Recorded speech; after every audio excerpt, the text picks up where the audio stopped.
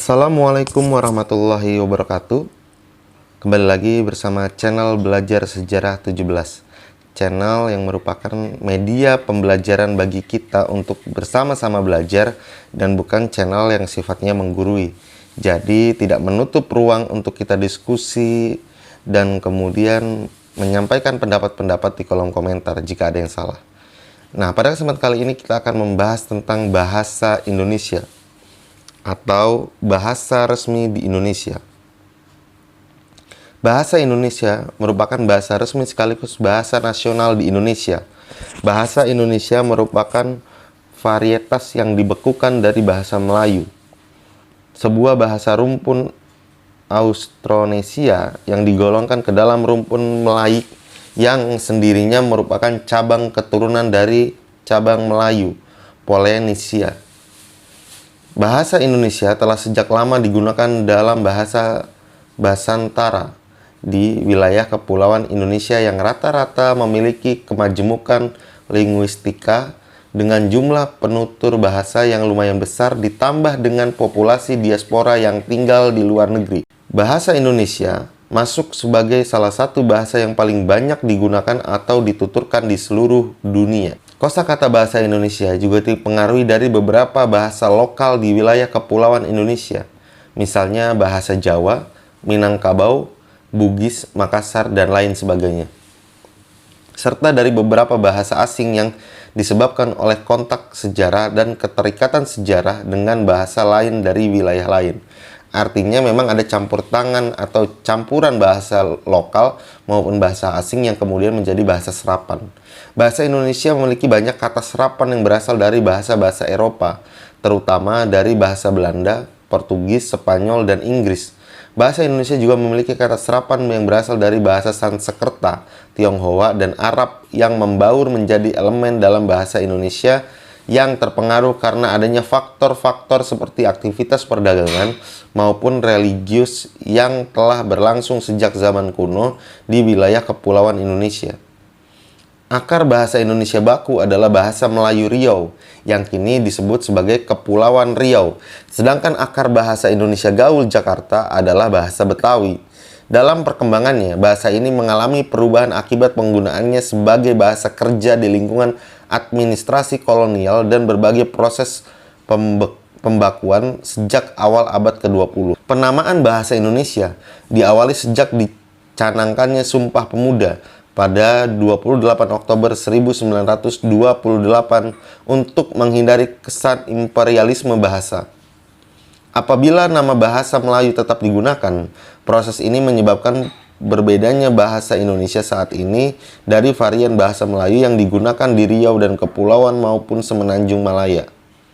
Hingga saat ini, bahasa Indonesia merupakan bahasa yang hidup yang terus menghasilkan kata-kata baru, baik melalui penciptaan maupun penyerapan dari bahasa daerah dan bahasa asing. Pada tahun 1953, setidaknya terdapat 23.000 jumlah kosakata dalam Kamus Bahasa Indonesia yang bagian besar diadopsi dari bahasa Melayu. Hingga sekarang, jumlah kosakata dalam Kamus Bahasa Indonesia terus bertambah. Meskipun dipahami dan dituturkan oleh lebih dari 90% warga Indonesia, bahasa Indonesia bukanlah bahasa ibu bagi kebanyakan penuturan. Sebagian bahasa atau besar warga Indonesia menggunakan salah satu bahasa dari 748 bahasa yang ada di Indonesia sebagai bahasa ibu. Istilah bahasa Indonesia paling umum dikaitkan dengan bentuk baku yang digunakan dalam situasi resmi. Ragam bahasa baku tersebut berhubungan diglostik dengan bentuk-bentuk bahasa Melayu vernakular yang digunakan sebagai peranti komunikasi sehari-hari. Artinya, penutur bahasa Indonesia kerap kali menggunakan ragam sehari-hari dan atau mencampur adukan dengan dialek Melayu lainnya atau bahasa ibunya. Meskipun demikian, bahasa Indonesia digunakan sangat luas di perguruan-perguruan, di media massa, sastra, perangkat lunak, surat menyurat resmi, dan berbagai forum publik lainnya. Sehingga dapatlah dikatakan bahwa bahasa Indonesia digunakan oleh semua warga Indonesia. Selain dalam skala nasional, bahasa Indonesia juga diakui sebagai salah satu bahasa resmi di negara lain seperti di Timor Leste. Bahasa Indonesia juga secara resmi diajarkan dan digunakan di sekolah, universitas maupun institusi di seluruh dunia, terutama di Australia, Belanda, Jepang, Korea Selatan, Timur Leste, Vietnam, Taiwan, Amerika Serikat, dan Inggris, dan lain-lain. Fonologi dalam tata bahasa Indonesia dianggap relatif mudah menurut sebagian peneliti. Berdasar-dasar yang penting untuk komunikasi dasar dapat dipelajari hanya dengan kurun waktu beberapa minggu. Istilah bahasa Indonesia juga kadang digunakan dalam bahasa Inggris dan bahasa lain untuk menyebut bahasa nasional Indonesia. Bahasa Indonesia terkadang disingkat menjadi bahasa oleh orang asing yang menganggap bahwa itu adalah nama bahasanya. Namun kata bahasa hanya berarti bahasa atau language. Misalnya Korean language diterjemahkan menjadi bahasa Korea. Orang Indonesia pada umumnya tidak menggunakan kata bahasa saja untuk menyebut bahasa nasionalnya. Klasifikasi. Berdasarkan kesepakatan mayoritas pakar linguistik dalam pernyataan dari K. Alexander Adler, mereka setuju bahwa kemungkinan besar bahwa asal-muasal bahasa Melayu berasal dari wilayah barat Pulau Kalimantan.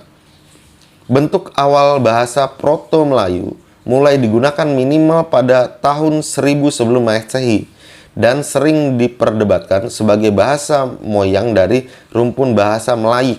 Sedangkan moyang dari rumpun bahasa Melayu, yaitu bahasa Proto-Melayu Polinesia, yang merupakan turunan dari bahasa Proto-Austronesia, mulai terpisah atau berpisah dari bahasa moyangnya mulai dari minimal pada tahun 2000 sebelum Masehi, sebagai dampak ekspansi ke arah selatan yang dilakukan oleh suku bangsa Austronesia ke Asia Tenggara Maritim dari Kepulauan Taiwan. Bahasa Melayu yang merupakan bahasa turunan Melayu merupakan bagian dari rumpun Indonesia atau Austronesia yang termasuk diantaranya dari Asia Tenggara, Samudra Pasifik, dan sebagian kecil bahasa yang ada di benua Asia. Bahasa ini memiliki tingkat kesalingpahaman dengan bahasa Melayu standar yang digunakan di Malaysia yang secara resmi dikenal dengan nama Bahasa Malaya atau Bahasa Malaysia. Meskipun memiliki perbedaan secara leksikal yang cukup besar sehingga keduanya dianggap sebagai dialek dari bahasa Melayu. Meskipun demikian, variasi vernakular dari bahasa Indonesia dan bahasa Malaysia memiliki kesalingpahaman. Namun kedua bahasa kesalingpahaman yang terbatas yang dibuktikan dengan fakta bahwa orang Malaysia sulit memahami bahasa dalam film Indonesia yang ditayangkan di saluran televisi yang ada di Malaysia. Begitupun sebaliknya. Indonesia memiliki lebih dari 726 bahasa daerah yang dipergunakan. Mayoritas warga Indonesia menggunakan minimal 2 bahasa dalam kehidupan sehari-hari, dengan salah satunya bahasa Indonesia serta bahasa daerah sesuai dengan lokasi tempat tinggalnya. Karena penggunaan 2 bahasa ini, bahasa daerah saling mempengaruhi kosakata dalam bahasa Indonesia seperti dari bahasa Jawa. Selain bahasa daerah, bahasa Belanda memberikan kontribusi tertinggi ke dalam kosakata bahasa Indonesia sebagai dampak kolonialisasi oleh Belanda. Bahasa Indonesia juga mendapatkan pengaruh dari bahasa-bahasa Asia seperti bahasa Tionghoa yang berkembang pada abad ke-15 dan 16 karena perdagangan rempah, serta bahasa-bahasa Asia Selatan seperti bahasa Sanskerta, bahasa Tamil, bahasa Hindi, dan bahasa Prakrta yang menyebar dan berkontribusi kosakata pada masa perkembangan kerajaan Hindu dan kerajaan Buddha yang pesat pada masa abad kedua dan abad ke-14. Bahasa Arab juga ikut berkontribusi dalam kosakata saat penyebaran Islam di abad ke-13. Tidak hanya bahasa Belanda, tetapi juga bahasa Eropa seperti bahasa Portugis dan bahasa Inggris memberikan kontribusi yang signifikan dalam kosakata bahasa Indonesia karena pernah menjadi penjajah di beberapa daerah di Indonesia. Dari bahasa Portugis, kata seperti palsu yang dari kata falso serta kata pranco yang berarti prangko yang diserap dari bahasa Portugis ke Indonesia. Selain berbagai atau sebagai berkas penjajah, Inggris juga mempengaruhi kosakata melalui jalan modernisasi dan globalisasi terutama sejak tahun atau dekade 1990-an karena kemunculan internet dan perkembangannya. Karena bahasa Indonesia merupakan turunan dari bahasa Melayu, beberapa kata yang merupakan kata serapan dari bahasa Melayu juga diserap dalam bahasa Inggris, seperti kata orangutan, gong, bambu, ratan, sarong, dan kata lain yang jarang digunakan seperti padi, sago, dan kapok. Frasa kata running atau running amok juga diserap dari kata amuk. Bahasa Indonesia tidak dapat digolongkan sebagai sebuah bahasa pidgin atau bahasa Kreol, karena bahasa Indonesia tidak memenuhi persyaratan untuk menjadi kedua kelompok bahasa tersebut. Hal ini dipercaya karena bahasa Indonesia merupakan salah satu cara untuk mencapai kemerdekaan, namun di sisi lain bahasa ini tetap menerima kosakata dari bahasa lain, seperti bahasa Belanda, bahasa Inggris, dan bahasa Arab yang menyebabkan kata serapannya terus meningkat setiap tahunnya. Berdasarkan sejarah, zaman kerajaan Hindu-Buddha, sejumlah prasasti berbahasa Melayu kuno kini Sriwijaya ditemukan di pesisir tenggara Pulau Sumatera. Hal ini menunjukkan bahwa bahasa Melayu menyebar ke berbagai tempat Nusantara dari wilayah yang strategis untuk pelayaran dan perdagangan. Bahasa Melayu kuno digunakan pada saat itu menunjukkan penggunaan awalan ni dan mer, bukan di dan ber. Contohnya meruat, berbuat, melakukan, dan ni makan atau dimakan. Ini menunjukkan kemiripan dan relasi dengan bahasa Proto-Melayu, Polynesia, dan Proto-Austronesia. Kedua awalan ini muncul prasasti-prasasti tersebut. Huruf H di awalan kata masih dijaga, mencerminkan asalan utamanya dari bahasa Proto-Austronesia. Contohnya pada kata hujang atau ujung dan mahu atau mau. Bermaksud di beberapa dialek dan bahasa Melayu modern, H di awalan kata masih terjaga, sementara pada lain hilang dan atau dianggap tidak baku. Misalnya hitam menjadi hitam dan hutang menjadi utang. Namun beberapa kata seperti hati tidak dapat berubah menjadi ati dalam bahasa Indonesia. Hilangnya huruf H ini dapat didorong oleh pengucapan R yang cenderung avular, lokasi hampir mirip dengan H.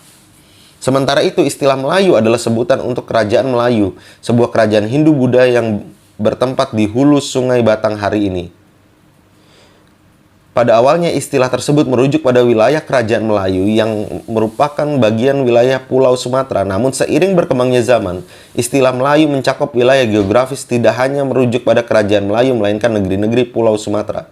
Bahasa Melayu kuno yang berkembang Sumatera memiliki logat O yang digunakan di wilayah Melayu Jambi, Minangkabau, Kerinci, Palembang, dan Bengkulu. Dalam perkembangannya, bangsa Melayu melakukan migrasi besar-besaran ke semenanjung Malaysia, Hujung Medini, dan kerajaan-kerajaan Islam yang pusat mendalanya adalah Kesultanan Malaka dan masa perkembangannya. Istilah Melayu kemudian bergeser kepada Semenanjung Malaka atau Semenanjung Malaysia hari ini, yang akhirnya disebut Semenanjung Melayu atau Semenanjung Tanah Melayu. Akan tetapi, kenyataannya adalah istilah Melayu itu berasal dari Indonesia. Bahasa Melayu yang berkembang di sekitar daerah Semenanjung Malaka berlogat E. Pada tahun 1512 atau 1512, Kesultanan Malaka dimusnahkan oleh Portugis, sehingga penduduknya diaspora sampai ke wilayah timur Kepulauan Nusantara. Bahasa Melayu purba sendiri diduga berasal dari Pulau Kalimantan, yang membuat kemungkinan bahwa pemakai bahasa Melayu pertama bukanlah penduduk Sumatera, melainkan Kalimantan. Suku Dayak diduga memiliki hubungan dengan suku Melayu kuno di Sumatera, misalnya Dayak Salakau, Dayak Kanayatan atau Kendayan, dan Dayak Iban. Aksen Melayu pada saat itu berlogat A, seperti bahasa Melayu baku. Penduduk Sumatera menuturkan bahasa Melayu setelah kedatangan leluhur suku Nias dan suku Mentawai. Dalam perkembangannya, istilah Melayu kemudian mengalami perubahan makna sehingga muncul istilah Kepulauan Melayu untuk menamakan Kepulauan Nusantara. Secara sudut pandang historis, istilah Melayu dipakai sebagai nama bangsa menjadi nenek moyang penduduk Kepulauan Nusantara, terutama dalam konsep Proto-Melayu dan Deutero-Melayu. Migrasi bangsa Melayu yang dibagi menjadi dalam dua gelombang kelompok saat ini, konsep dua gelombang migrasi tersebut sudah dianggap usang karena sekarang dipahami bahwa nenek moyang penduduk Kepulauan Nusantara dikenal sebagai rumpun Melayu Polinesia, salah satu dari dua cabang utama suku Austronesia. Jadi itu sedikit tentang sejarah bangsa Indonesia dalam berbahasa atau bahasa Indonesia. Ada kurang lebihnya saya mohon maaf, silahkan contohkan komentarnya. Terima kasih. Assalamualaikum warahmatullahi wabarakatuh.